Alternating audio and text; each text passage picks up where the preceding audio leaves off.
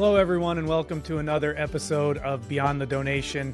I am your host, Matt Bitzegaio, and I am joined by my co-host, Noah Barnett. Noah, how are you today? Doing well. Yeah. I just got back from the nonprofit storytelling conference that was hosted in San Diego. Shout out to the team at Better Fundraising. They always put on an incredible conference. So I feel really engaged. You know, a lot of times we spend so much time working remotely, but like being in person and being able to rub shoulders with fundraisers and leaders that are navigating problems, like I feel a little inspired. I'm not going to lie. That's awesome. Well, I'm excited today for our conversation, and we're going to talk a little bit about kind of a hot topic in the world today, not just within the technology sphere, but just talk a little bit about AI and kind of how we see that impacting the sector that we serve. So I'm excited for that. And yeah, glad to hear that it was a good event for you last week. It's always good to be able to come back from something like that and be ready to rock and roll and be excited. Yeah. And I think this topic is actually really timely coming off of an in-person conference where we were talking about storytelling, because the whole time there, it was how do we actually better connect with our supporters through the power of stories, through the power of impact, because this is getting more and more difficult for nonprofits to do because the challenge of attention and capturing attention is just really, really hard right now to really keep and capture the attention of your supporters. And in part, that's not just due to AI, but I think there is this element that comes into play of like, how is AI coming alongside us to support our stewardship efforts versus try to like replace them or change them or, you know, offload staff and all these different things. So there's all these like worries and concerns. And so I came back really excited to kind of talk about this within our team and kind of want to just get your opinion on this, Matt. You know, you've been a technologist for a long time. You know, you've helped really build and kind of define the strategy alongside Andrew of how we're building technology, and most recently helped us launch Otto. And so what's your take on this? Like, how should we as leaders, but more importantly, our audience of leaders of nonprofits, be thinking about AI as we close out 2025 and plan for next year? It is a really interesting topic for sure. And in my almost 25 years of working with technology and being, you know, a technology professional, probably one of the most disruptive technologies that I've ever kind of seen. And things are really moving fast and they're changing quickly. But I think with it, there's a huge opportunity. I think there's a lot of, I think in some ways it can create a lot of anxiety for people from lots of different angles. I think like are we adopting these things fast enough? Are we doing it the right way? Are we using these tools the way we should be? Is this going to replace my job? Is it, you know, like all of these things that are so much unknowns, really, I think for us, for a lot of people right now. Yeah, and I think it's also interesting because it's changing like how you think about solving problems. Like we were in a very interesting meeting yesterday for our own internal uses, and it was kind of pushing on this idea that like, how do you think about building systems? You know, we've talked about on this before, where like systems are actually like how your people, your processes, and your technology like work together to execute your strategy. And I think now that we're coming back and really looking at our systems and saying, you know, with the advent of AI and accessibility, it's changing the dynamic from like, what can we do versus like, what problems are we trying to solve? And then how do we back into that? And so I agree with you. It's the conversations I've had with people in the sector about AI are kind of all over the place. It's like you said, it's the most revolutionary thing, or people are so excited about it. And they're like, I can, you know, be so much more effective and actually get more of my time back. Others, I don't know if I'm going to have a job, you know, going forward. Others are like, hey, this is not a good thing. You know, there's like other issues and challenges there. And so it's a very all over the place. And I think that's created, environmental impacts. That's created that anxiety, you know? Yeah, well, for sure. And frankly, Noah, like from my perspective, there's also just a ton of hype around it that like trying to separate the hype from the reality, I think can be really difficult. And I look at it, you know, we've talked, you and I have talked before very recently. You know, there's all this information out there about how AI is going to kind of replace software for us in the way we think of software today, for example. And I think when you think about that, it's like, these large for-profit corporations are going to be able to kind of replace things they've traditionally used, more traditional software, with solutions they build themselves based on or using AI. We talk about that and we think about that, and then I try and put that in the context of the nonprofit sector, and I think it might create this feeling within the nonprofit sector, like, gosh, do we need to be like, are we behind? Do we need to be doing that? And I think that when I look at that, one of the things that really stands out to me is the difference in so many ways between like who we serve. So like that small to mid-size nonprofit compared to the places that you're hearing these kind of stories coming from, and our ability in a small to mid-sized nonprofit to go build our own agentic AI solution, or, and I think that really, to me, then leads me back to this belief that, especially for the sector and the audience, like that companies like DonorDock are serving, a lot of that still is going to land on us to be able to help put those tools in place. I posted last week on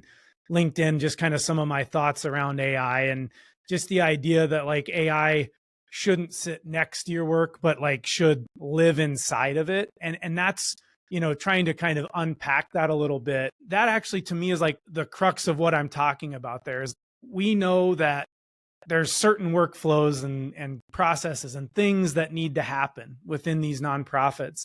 And then where I see real excitement and value is like, how can we utilize AI to like make those things easier, faster, take less resources, so that we can then focus our resources more on things like telling authentic stories, building human to human relationships with donors, things that a robot or that the computer can't do for us. And that's what gets me pretty excited about it. And even in my own life and my own workflow, using those tools to be able to do some of the busy work, so to speak, and giving me more time to free up my brain for thinking about other problems, other things that we need to solve, or like I said, building human relationships. Like, it's pretty cool and it's pretty exciting. But again, a lot of hype and a lot of anxiety, I think, for a lot of people around this topic, for sure. And I think that's what we want to kind of dissect, right? Like we said, agentic AI, like we just said all these things. And I think that's what is overwhelming. It's like, I don't even know what half these things are. I was meeting with a nonprofit last week that was just feeling overwhelmed just by the work that needed to get done today, let alone the work that needed to get done tomorrow. And I think that's a common feeling that we hear from our customers. You listening to this might feel that way, where it's like, I just want to focus on what matters most right now, and like, I'm not sure how AI fits into that and where that's going. And so we really want to spend some time kind of like slowing down the conversation and even providing you as leaders some questions that you might begin to ask yourself, maybe workshop with your team or your board, and just kind of incorporate in your planning as it relates to AI. And so that's what we're hopeful to give you by the end of this. But one thing I think is so insightful about your post and what kind of prompted me to say, hey, we should focus on this today, was this idea that AI isn't necessarily like a sidekick or a magic wand or a separate tool, but it truly is almost like a superpower, like embedded in you. Like, I'm not a Marvel fan, but it's like, instead of it being like Harry Potter style, where I got a wand and I can do magical tricks with it, and if I don't have my wand, I can't do magic. It's more of like this kind of infused like superpower that can really help you just like amplify the work and the quality of work that you get to do, because it gets to kind of assist you in things that you want to do, but maybe you just don't have time to do, or you haven't had the capacity to move from, that one donor meeting to the next donor meeting and context switch, but it can surface all the insights you need, or it can remember all the things that happened in that meeting, or maybe you can just spend more of your energy on other parts of that. And so can you, like, practically, what does that look like for us at DonorDock? Like, as we've been thinking about embedding or kind of weaving in AI into our tooling, how has this belief that it should be inside versus next to practically shaped? Like, what does that even look like for someone that's like, what does that even mean? Well, I think so you're right on. Like, a lot of the AI tools that are out there today they kind of behave like an adjacent assistant, right? So like, even the way that these kind of early tools are being marketed, like a co-pilot. Like it's like it's kind of over here, kind of helping, but it's kind of this adjacent assistant. So it can be helpful, but in a lot of cases, it really is separate from the work that you're doing. And so what that leads to is disjointed focus. Like I have to stop what I'm doing right now to go ask this thing for help. And then I got to translate the answer back into the tool I was working in originally. And I feel like that creates friction that limits my ability to have the AI really deliver like transformational value. And so that's what we were thinking about. So like even when we started working on Otto, and again, Otto is kind of that intelligent layer inside. It's built into DonorDock, and it uses AI to help us within the product. Because I think what we were seeing was a lot of people go buy a ChatGPT account and they're over here working in their CRM. And then they're like, okay, I need help writing an email. I got to go over here to this other tool and try and regurgitate a bunch of stuff so it knows what I'm trying to figure out and how to help me. And then it's going to spit something out, and I'm going to go back and forth with that. And then I'm going to have to take that and go back over here and try and use what it's spat out to me. It just felt very disjointed. When AI lives inside the tools that we're working within or that we work within daily, one of the biggest things I think is a key here is context. So by having it inside the tool, the AI layer has context around what I'm already working on. And so I'm not having to like go over here and manually give it a bunch of context to try and give it enough information to be helpful. It already has that. It can help. And practically for this, it's like if you're in DonorDock, you're doing donor stewardship or donor management, or you're trying to raise money and do fundraising. And it's you don't have to tell it that. It already knows that that's what you're trying to do. Yeah. Because and has it's the context inside of this container. And has the context to the data you're working with, and that you're working on. And so now it can start to anticipate things that might be helpful. So for example, we have our donor summary that you can go to the donors page, and it's rather than you having to dig through a bunch of old notes and activities to try and understand the relationship, there's a simple paragraph or two that really outlines the relationship because it has the context. And it outlines it in terms of your organization, not just like a general, this is very much about the relationship. So it starts to fill those gaps automatically instead of me having to say, I want to know more about this data. Let me copy and paste a bunch of information, put it over here. And that says nothing about the security side of that, which we don't have to, but I mean, that's just another, we don't have to get into that. But again, just another anxiety piece, right? Of like, is this even secure for me to do this? Can I do this? But I think it helps also just kind of eliminate repetitive work and repetitive decisions, and really lets us as humans focus on that uniquely human work, like using my judgment, using my creativity. And then again, in the realm of what we're doing, like building relationships. And I think so that shift from AI as a tool that sits over here to AI as an operating layer within the tools I'm using, like that's where I think it starts to get really, really powerful, and why we chose to build Otto the way that we did. And I keep coming back to this, but that woven in application is less about AI, because AI is just like a advancement, right? But like AI in of itself isn't the solution. It's the intelligence that AI can provide that helps you do better work or kind of focus on what matters most, all of those different things. So it's really that like translation of AI for the outcome of intelligence, which improves quality and the intention that you're having with your supporters, which is what we're focused on. Yep. So I want to kind of pivot into that, which is like the leadership lens. So we've talked about the complexity of AI and then kind of how we've been thinking about it here at DonorDock, and have now built that into our all-in-one CRM solution. But if I'm a leader sitting here and I'm like, I'm using it, I'm dabbling with it. I think 96% of people surveyed in a recent survey have like dabbled with AI in some way. And so there's this summary that like basically most people are AI aware at this point, especially if you're in a professional work environment, or at least have dabbled with it. But as far as being applying or AI applying is not necessarily there. So let's say we're talking to that person who's like, hey, I'm aware of it. I might dabble with a little bit. I use ChatGPT or Claude or one of these other models. But like, I keep being told that, we should be really thinking about how we can use AI to better myself, but better my team. Where do I start? Like, how do I even begin thinking about that? Because, my board's saying, hey, how are we using AI to improve our efficiency as a nonprofit?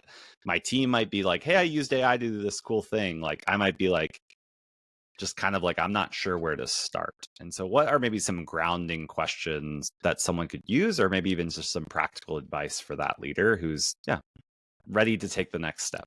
Well, I think one thing that I would think about a lot is maybe start by trying to take an inventory of what is being used today. Because I think one thing that you would find is that you may have things being done or used or tools that you don't even know across your team. So unless you've had some sort of, AI discussion and policy or whatever within your organization, you may find that you've dabbled with 2 or 3 tools, and that you have team members who are dabbling with 2 or 3 other tools. And so there's like this smattering of different AI things, nothing connected and nothing governed. I think that's the other interesting part, is like, is this being governed within what we consider to be okay within our organization in terms of how we do things? And so I would start there. I would start with like, what is being used? Are there team members who are using AI? What tools are they using? Are they paying for their own accounts? Are they doing it in a way that works for us? And so, they're the nonprofit AI. They have their event each year. A lot of really good resources out there around usage of AI within nonprofits. They have some really, really strong resources, like sample AI policies that you can kind of adopt within your organization. And those can give you a really good starting point of the things you need to be thinking about as a leader within a nonprofit when it comes to AI. And so take that inventory, find out what is being used, go and try, and even if it's a simple policy, document some type of policy around AI usage within your organization. And again, great starting points out there that are free. They're available for you to use, because you really do need to have some governance around this. Like, there are a lot of security implications and people's information. We deal with donor information like all the time as nonprofit employees, nonprofit leaders. And so ensuring that the team understands how to steward that information in a secure way, and what's okay to share with an AI and what's not okay. Like these are all things that you don't have to start from scratch. And I think that's what's great, is like, there's a lot of resources out there that can help you have that starting point and be able to, start building these things out within your organization. I don't think they have to take a lot of time, and I don't think they have to be overly complex, but I do think taking the time to at least have a basic understanding of what's being used, a policy around what's okay to be used, and then you can start to think about how can we as an organization align on a tool or tools that we believe will help us find additional efficiency, be able to focus more time on those uniquely human things and less time on things that the AI can help us with. And so now that policy helps you to start to move towards that, where we're all on the same page, we're all using the same tool or tools, and we have an understanding of what is okay within this organization and what isn't. And I think more boards are going to be surfacing these questions, because as AI becomes more ubiquitous in use and the exposure comes that everyone's using kind of their own personal tools, it was almost like the cell phone policies. Like, do you use your own cell phone at work, or do you use a company phone? And like, we kind of went through that whole phase. This is almost kind of another step in that direction, because again, it could involve sensitive organization data or donor data, and you just want to be able to be prepared for that. So I think using something like the Fundraising AI Institute, I believe it's called, or other references there, and we'll include some of the links in the show notes, can be super helpful. The second thing I heard you say, which I thought was really practical, is having an open honest conversation of like, how are we all using it today? You know, even if there's only 2 or 3 of you, having a 30-minute conversation to just drive awareness across the team of like, how are you using it today? And I think there could be some like maybe shame or kind of like, oh, well, I'm using it this way, or I'm not really sure how I use it. Because again, these are all experimental and we're all trying to just figure out the best way to use them. But I think kind of creating that space where you can say, hey, here's what I found and here's how I'm using it today. I'm not sure if that's the best way, but this is what I've done, can really create and invite that collaborative spirit amongst the people within your team. Even if you're the only person in fundraising, maybe someone on the accounting team or the operations team is using that too, or the program staff, and there can be shared learnings there. Yeah. So starting there, I think going secondary to that is, what are others in your industry doing? So having this conversation and saying, you know, hey, other executive director or development director, like, how are you all using AI today? What are some of the practical use cases that you've brought into your workloads? What does that even look like? You know, is it writing all your appeal letters? I hope not, but like it might be helping to support and refine or to condense different impact stories into ways. It can be a great testing partner, I've found, where you can say, hey, here's the email I'm writing. How would you respond to this? And give me feedback. So it's almost like a testing thing where I can kind of pitch at something and say, hey, give me feedback, both positive and negative, on how I might refine this or better accomplish the goal I'm having in communicating to this partner. Or in this case, maybe it's a corporate sponsor you're trying to pitch. Like, pretend you're the corporate sponsor and how would you respond? So it's a good coaching partner as well. But I think asking others how they're using it can be a great way to learn. And I think through that, you will uncover things you've never even considered or thought of as something that you may be able to use the tool to do, that somebody else is doing. And again, it's never crossed your mind, oh, that could save me a lot of time. So I think there's a lot of learning that can happen through that for sure. I think once it goes beyond like the awareness phase of like, okay, this is definitely a real thing. It's something we need to begin talking to. I think at the beginning of 2025, it was like, is this going to be a real thing? I think now we realize like it's very much everywhere, and it's an opportunity to learn something new, to be able to really enhance your work. Second thing is kind of just saying, okay, how do we want to use this and what do we feel is appropriate for us in our organization? Maybe it's a simple policy, maybe it's a conversation with the board. Keep it very high level, but making sure you're at least talking about the constraints for how you want to use it. I think it then comes down to, where should you begin like looking for ways to use AI? And I think this starts getting into that systems level, which is like, okay, is there ways that AI can simplify processes or help update processes? Maybe we've always done a process one way and there's an opportunity to maybe rewrite a process. Or how can AI help our people? And then ultimately too, how do we need to really look at our tools and technology that we have and say, hey, is there ways that we need to be considering replacing things with AI enabled or AI woven in experience or tools, because we don't want to have just more and more tools. So how would you approach that if you were advising a leader, Matt? Like, what questions might you be asking with them on where they could identify maybe the first 2 or 3 ways that they could apply AI in 2026? I think I'd start by really trying to understand the processes that we as a team are spending time on. And so again, we say these things, and I don't want people to misinterpret that I'm saying go take 3 weeks and document down to every step, every process that you have within your organization. That's really not it. I'm just saying, start to try and understand the different tools that you're using within your organization, and then what processes those tools support.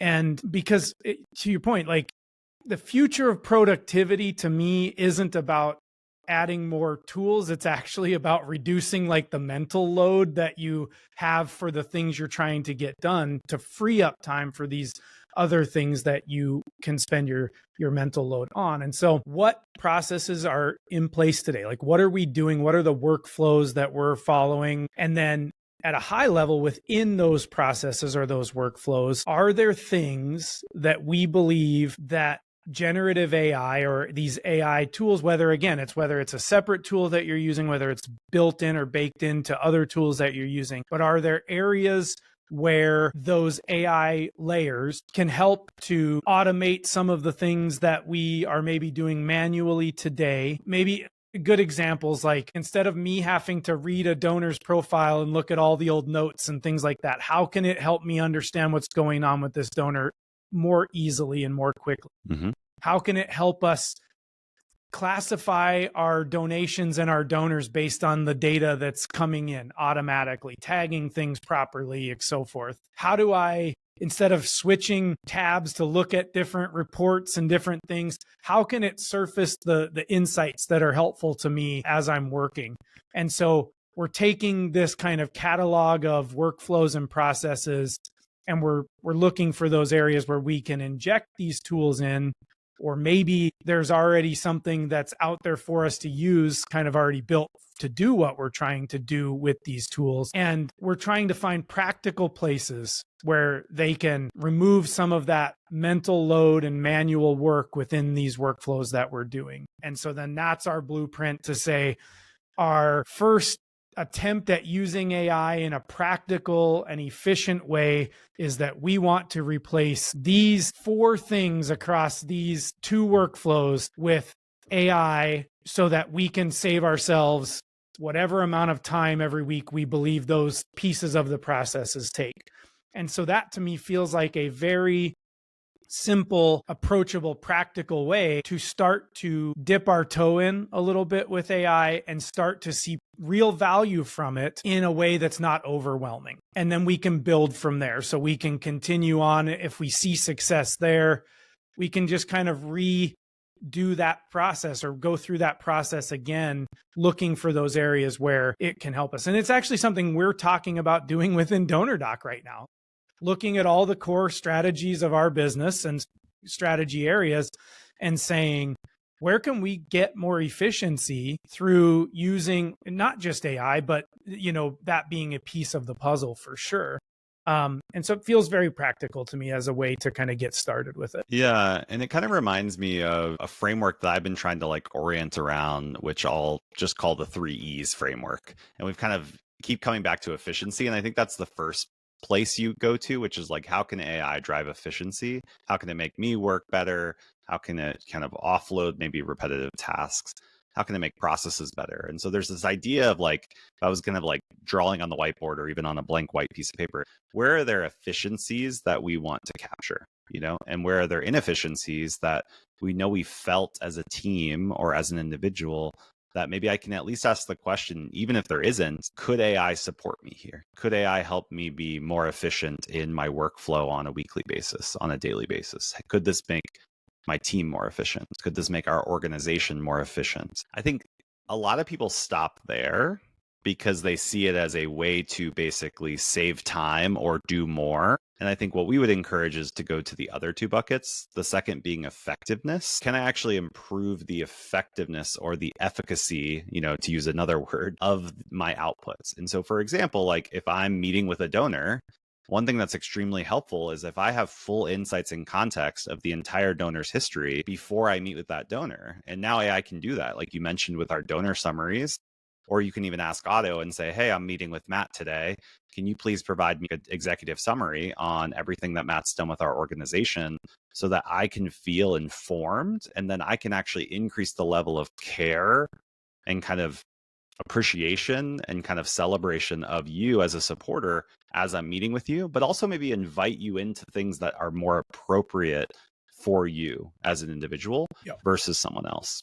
I think this goes not only in one-to-one meetings or phone calls, but even into thank you notes, into emails, into letters, etc. It's not just about efficiency, do this letter for me.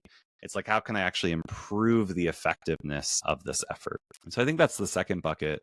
The third bucket that I would kind of go down, which is more of an expansion bucket, which is how do I actually expand what I'm not thinking about? And so one practical way I've seen people do this is basically saying, hey, here's the last 6 months of donor communication that we've sent. What are the themes and highlights that we keep coming back to? But what's missing? Where are there gaps in how we're telling our story?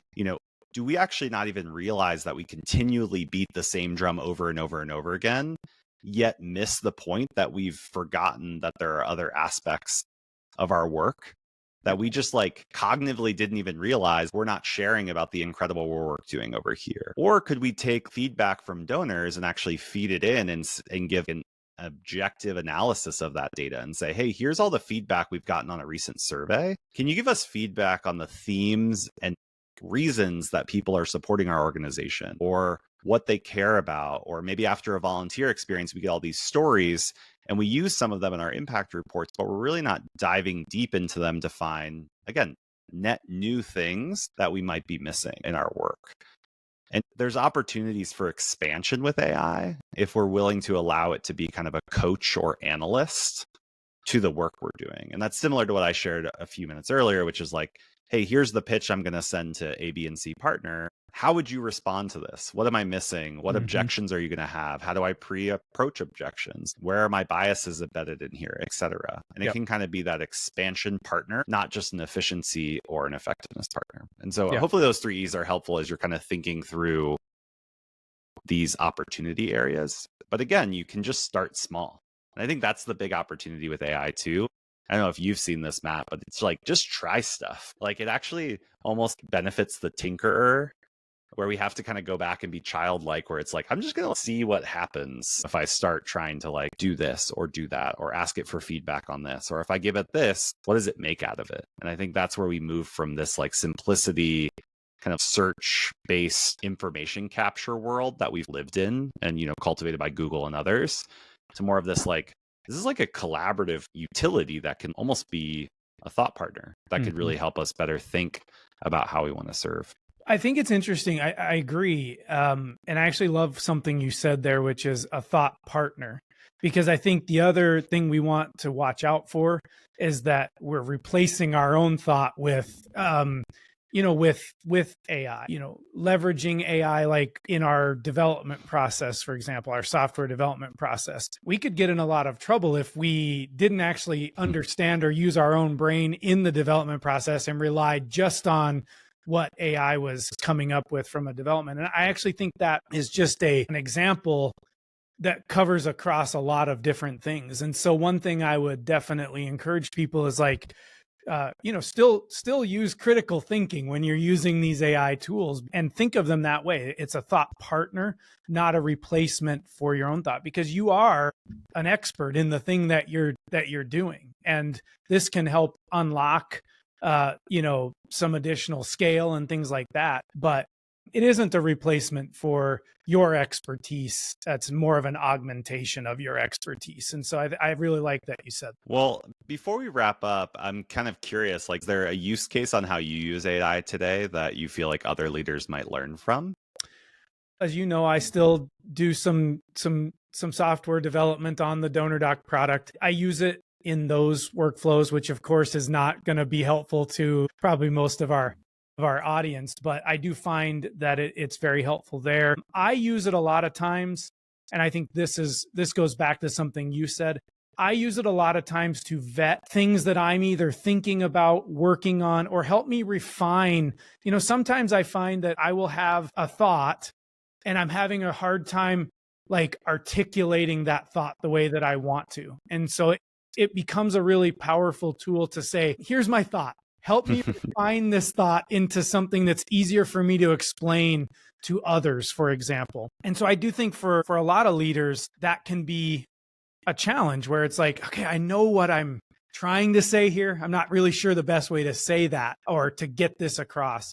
I find it can be a really good thought partner there. And I think that could be helpful for other people as well. And I'll just build on that. I think for me, it helps organize thoughts. I have a interesting brain and how it thinks, and I need sometimes help kind of taking this kind of like scattering of thoughts and resources, especially on morning walks, which is how I use it actually most often.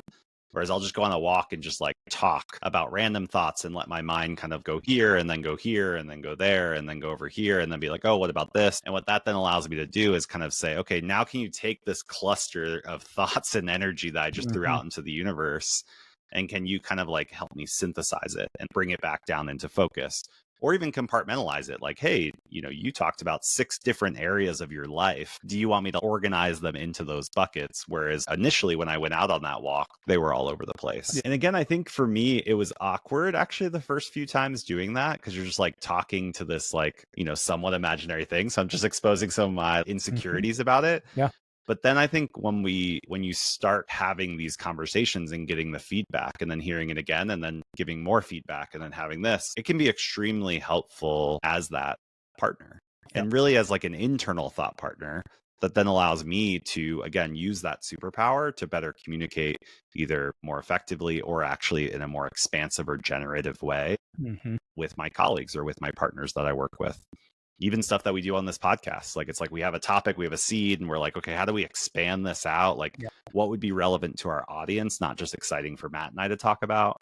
Like that's super helpful to really unpack as almost like a creative extension. And so that's how I'm using it today. But again, it's that embedded in my work where it's really helpful, not a replacement for my work. I do a lot of the same with just like helping with content. We do a lot of webinars, things like that, being able to use the tools to help, again, kind of flesh out an idea into, a set of content. And then like I use it for some just like super practical things, like just analyzing contracts, for example. Like if I get sent a contract and, you try and read through a contract and it's all legalese and it's all, it's really hard to follow. And I'll upload that and I'll say, analyze this contract and let me know any red flags, anything that I need to be concerned about. And like things like that. Totally. It's not a lawyer, but it can do a pretty good job of like telling you like, hey, you should watch out for this clause in this contract. This is what this actually means. Is this what did you understand what this means? Like it can do a great job. I have a funny anecdotal story. So, my daughter, Caitlin, she just got engaged recently. And we went out actually last night to see a potential venue where they may have their wedding next year. And Caitlin is a lot like me. So she tends to move quickly and somewhat impulsively at times. And so this was the first place that she's looked at. And before we even left, she had decided that's where she wanted to have the wedding. So we got home and the person had sent her over all the information, including the contract for the venue. And before we'd even had dinner or anything with her and her fiance, she had signed the contract and had picked her date, which they'd kind of already picked the date. But it was just funny because I said to her, well, did you read the contract? She's like, well, I don't think it's really like a contract. I think it's just to hold the date. And I said, Caitlin, at the top, it says venue contract. But what I did is then I took Chat GPT and I uploaded it and said, tell us all the things we need to be thinking about with this contract. And so it was a very practical thing of being able to kind of outline it. But it was just funny. Sign the contract without actually reading it so that was a good life lesson for a 21-year-old. You should read contracts before you sign them. You definitely should. How I've heard it defined is it's the smartest intern you'll ever have. That's great. But you would never let the intern make the decisions, right? Like looking at it maybe in a more positive light is I think it's almost like an analyst, right? It's like the analyst you probably could never afford at your nonprofit to basically say, hey, can you analyze this? Can you read this? Can you find the gaps? Can you do this? And I think, again, it goes back to we're moving into 2026 where I think creativity, curiosity, like willingness to learn new things, willingness to challenge, maybe like status quo. These are the qualities that I think as we move forward are going to be extremely important to your organization's, growth too, because it's going to be those that ask those questions and are able to kind of like work through complexity through questions in partnership, maybe with AI, but also your team, and how do you incorporate that in, which is going to increase the quality of your fundraising. And ultimately, like we talk a lot about in this, it's not so you can do more with less. We think that's really like a false trope where it's like, that's not what we're really after. We're just trying to focus on what matters most and do that with the highest quality and intention, because we know that that's what leads to the highest impact for your organization. Yeah. Not just more. And I do believe that AI can kind of be a part of helping to make that happen. Yep. I also think, and I was listening to an expert talk about this the other day, and it really stuck with me. It is also an opportunity for us to really lean into things that are human and authentic, and that because of AI and just what that represents and where this will likely go, we will crave the human piece and the authentic human to human, that will become something we crave, which for a nonprofit, I think is a huge opportunity, because it's going to represent an opportunity for us to have a set of donors who are craving that human, authentic relationship, meaning, purpose, and we can help provide that as nonprofits to our donors and to our constituents. So that's a whole nother byproduct that I see coming that I think will really benefit the nonprofit space pretty heavily over the next, number of years. Absolutely. Well, Matt, thanks for sharing more about kind of our thinking around AI. And if we can be a partner further with you, or you have ideas or questions that surface from this episode, feel free to leave them in the comments. We're so grateful for those that do, because it allows us to be responsive and to evolve this for you all as we kind of come alongside you. So thanks again.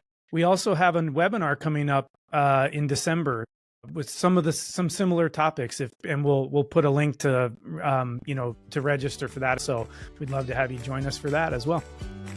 Awesome. Thanks, Matt. Thank you. See you next time.